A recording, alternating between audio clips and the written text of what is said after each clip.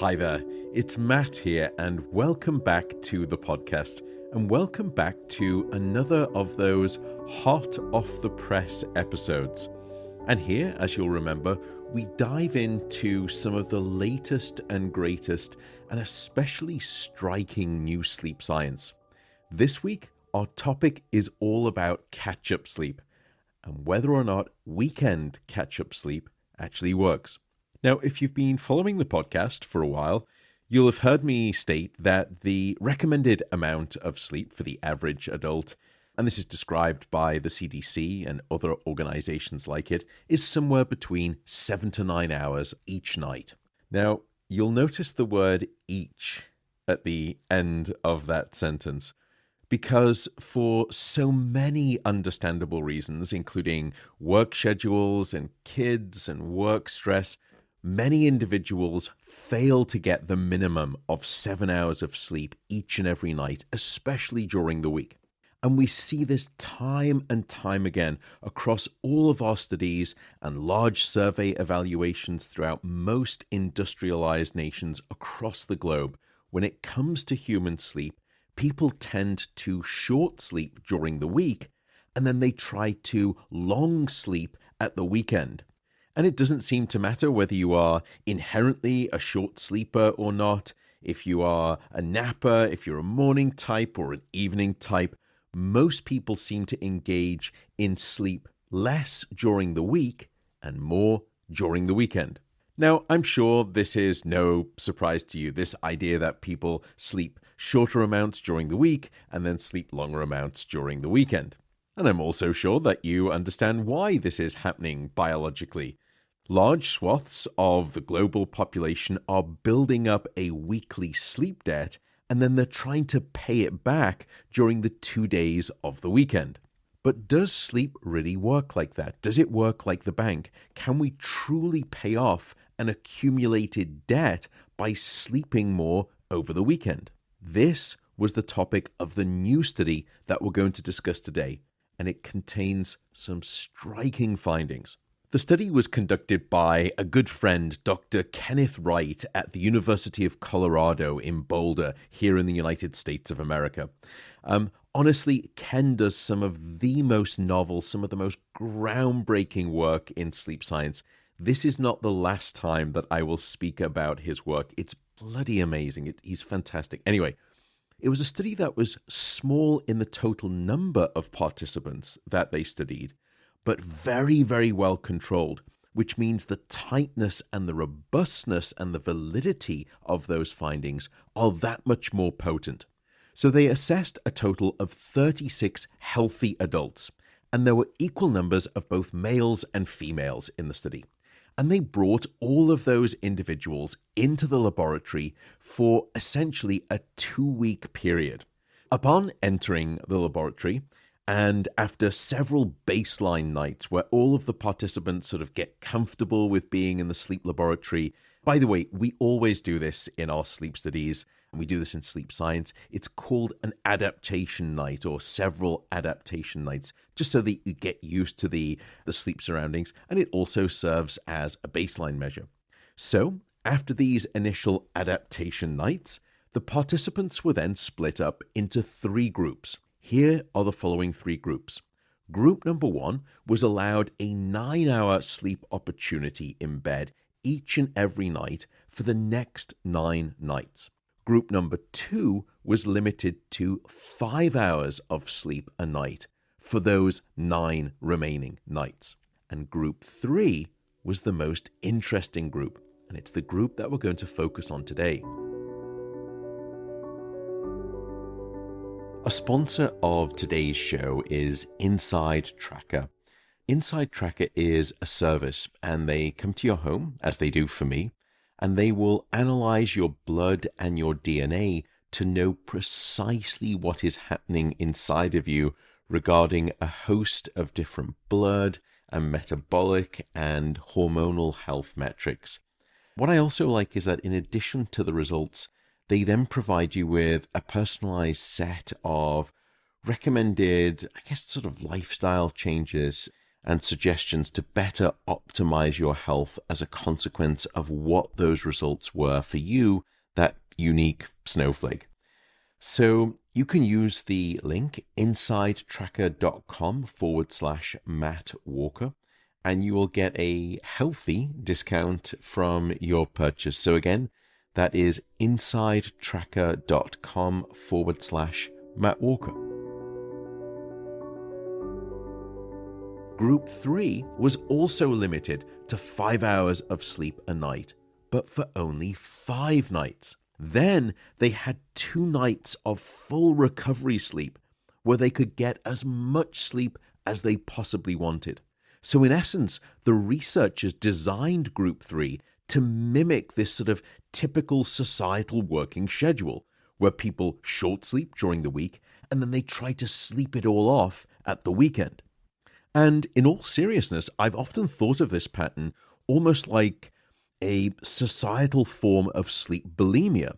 It's this selective purging of sleep during the week and then binge sleeping at the weekend. So returning to the study, after being assigned to one of those 3 different groups, the participants were then assessed around the clock with a variety of different medical and health assessments, and of course, their sleep was recorded in the laboratory each and every one of those nights.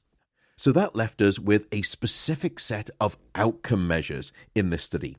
And those outcome measures included changes in their sleep, of course, but also changes in their circadian rhythm, changes in their food consumption, changes in their body weight, and also changes in their insulin sensitivity, which is a critical hormone that helps control your blood sugar levels. So you can see how intensive this study is, bringing people in, keeping them there for 2 weeks and assessing them every hour of every day and night with all sorts of health and clinical metrics. It's so impressive. So then, just as a refresher, the 4 outcomes are changes in sleep, changes in their circadian clock, changes in their blood sugar regulation, and changes in their food consumption and their body weight. So what did they find in these 4 areas? Well, as I said at the start, I'm going to focus on that critical group 3. You remember those people who were short sleeping during the week, and then they had the weekend to essentially try to get as much catch-up sleep as they wanted. And I'm going to focus on that group because I suspect that that's the group that's most relevant to you, the listener. And of course, the million-dollar question is this. During the weekend, did they recover all of the sleep that they had lost? And did their bodies recover all of the health that had been disrupted during the week? Let's first focus on outcome metric number 1, the sleep of group number 3. As you'll remember, during the course of those 5 first nights, those 5 essentially work day week nights, they were restricted to 5 hours a night. And as a result, by the end of that 5-day working week, they had lost a total of 12 hours of sleep, relative to a standard 8-hour sleep opportunity. What that meant is that they were going into their recovery weekend carrying a 12-hour sleep debt. How much of that 12-hour sleep debt were they able to pay off at the weekend? Well, they were only able to sleep back just 3 hours in total across those 2 weekend nights. They obtained 2 extra hours of sleep on the first recovery weekend night and 1 extra hour on the second recovery night. And you may be wondering why. Why were they only able to sleep back such a small amount relative to the total debt? Well, this comes back to what we said at the start of the podcast. Sleep really just is not like the bank. You can't accumulate a debt and then hope to pay it off at a later point in time.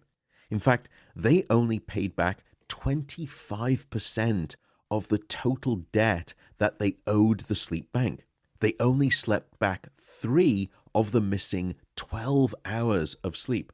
And what this means in the real world scenario that we're considering here is that those individuals by Sunday evening would then start their next working week still carrying a 9-hour sleep debt. They only slept back 3 of the missing 12 hours from the past week, so now they're still in debt a full 9 hours. And then they go into the next week of short sleep and they try to pay it off. And we assume that they only pay off another 3 hours. So by the second working week, or the end of that second working week, they're now carrying an 18-hour sleep debt. And it becomes like this vicious compounding interest on a bad subprime mortgage loan. And by the way, there was even more nuance and concern regarding this sleep debt. It wasn't just a deficit in the total amount of sleep, but the researchers observed a deficit in the electrical quality of their deep sleep caused by this sleep bulimia-like pattern. Specifically, the amount of those big, powerful, deep, slow brainwaves that their brains were trying to generate even by the end of the recovery sleep weekend, meaning even by Sunday evening, was significantly lower than the amount that their brain was able to generate at the start of the study under baseline sleep-rested conditions. That means that even after a weekend of a sort of an all-you-can-eat buffet, or actually all-you-can sleep buffet, your brain was still lacking in terms of those marvelous slow brainwave oscillations. So that was the first outcome measure, the first piece of news, the changes in sleep. Next, we need to look at the remaining 3 outcome measures, which concerns their body health. Again, if we focus on group 3, who were mimicking that typical overworked, underslept amount during the week and then binge sleeping at the weekend, what the researchers also discovered was that there was something wrong with their circadian clock. Now, as you know from previous episodes, sleep and the circadian rhythm are intertwined, and they ensure that we are active and awake during the day and then fast asleep at night. And part of that circadian rhythm regulation of our wake and sleep schedule comes down to a hormone called melatonin, which we've spoken about before. And it's sometimes called the hormone of darkness because it signals to your brain when the timing is for sleep at night, and also when melatonin is suppressed in the morning, it signals it's time for us to be awake. It's light outside. So melatonin is a key instrument in your wake-sleep orchestra, as it were. And what the researchers found were changes in the release of melatonin. And more specifically, it was less so about the release of melatonin at night and more so about the lack of suppression of melatonin in the morning. In other words, the lingering of melatonin in the system when it should not be there. Even by the end of the recovery weekend, starting the next week, which essentially would be your next Monday after the recovery sleep weekend, melatonin levels were still significantly higher in the morning when those individuals woke up and started to return to their working week schedule. Normally, they should have hit rock bottom in the early morning hours, and that allows you to wake up feeling alert and refreshed and not sleepy and groggy. But melatonin was lingering. It's as if the recovery sleep had distorted their melatonin profile, and the timing of melatonin had become more haywire, particularly in those morning hours, leading to a sense of drowsiness. Which is to say that participants woke up that Monday, even after the recovery sleep weekend, and their brain and their body was still thinking that it was in night mode. And this could be the nerdiest reason you've ever heard as to why nobody likes Mondays. Oh, and just a doff of my cap to the incredible song by Sir Bob Geldof's band, the Boomtown Rats. I'm showing my age here. It was back in the 1980s. It's a great song called Tell Me Why I Don't Like Mondays. And it actually addresses an equally serious topic if you look into it. The other supporter of this podcast is the electrolyte drink company called Element. Now, it's actually 4 letters, LMNT. I am a bit of an exercise fanatic, and I started buying their products some years ago, really, because of 2 key facts. First is the lack of sugar content. Element has no sugar. It also has no colorings, no artificial ingredients, which is unlike many of the other mixes out there that I was shopping. The second is because of the founders, who have some serious years of biochemistry experience under their belts, and they know what they're doing. So if you want to give it a try, just go to drinklmnt.com/Matt Walker, and you will get 8 free sample packs on any order that you place. Once again, that is drinklmnt.com/Matt Walker. So that's changes in sleep, and that's changes in their circadian clock, and particularly their melatonin regulation, leaving them sleepy in the morning. Now let's discuss what happened to their appetite, and specifically how much they were eating. That group number 3, those who were short sleeping during the week and then sleep binging at the weekend, they started to eat more. In fact, they started to eat quite a lot more. By the end of the evaluation study period, they had eaten an extra 750 calories more than their typical own food amount intake during the baseline period. And sadly, it showed too. Even within just this short evaluation period, those individuals in group 3 had gained on average almost 2.2 pounds of additional weight, which is just over 1 kilogram of added body mass. What was most interesting, by the way, is that most of these calories were coming from snacks that the participants were eating, either before their main dinner or after their main dinner during that short sleeping weekday period. And finally, on top of these changes in sleep, changes in circadian rhythm, changes in excess eating and weight gain, the participants could also not regulate their blood sugar levels. In fact, their levels of insulin, which is a key hormone in the pathway of helping your cells soak up and prevent dangerous sugar spikes in your blood, those levels of insulin had become impaired. And they were impaired even after the recovery weekend sleep. That catch-up sleep did not restore balance to their levels of insulin and hence their regulation of blood sugar. And so as a consequence, they lost the normal control of their blood glucose. And when you can't manage that blood sugar well, then that sets you on a path towards type 2 diabetes. Something I should also mention that's worthy of note, the other group, group 2, who were sleeping 5 hours a night for the entirety of the study and who got no weekend chance for catch-up or recovery sleep, they showed a very similar profile of excessive eating, weight gain, and dysregulated blood sugar levels. And that's important because what it means is that having the opportunity to sleep longer at the weekend does not make up for the metabolic mayhem that is triggered by insufficient sleep during the weekday. So, if we sum up all of the results here, that common practice in society of short sleeping during the working week and then hoping to undo the damage by sleep binging at the weekend just doesn't seem to work. Even with all of the catch-up sleep during the weekend, you will still be carrying a sleep debt at the end, and there will be distortions in both your melatonin circadian rhythms, in appetite, in excess eating, and also a dysregulation in blood sugar control. But still, I want to be so careful here. I don't mean to sound all doomsday, as I think I've rightly been charged with in the past. Please don't be disheartened. The take-home message here isn't about me saying, do not spend your weekends enjoying the sleep that you deserve. That is not my suggestion here, not at all.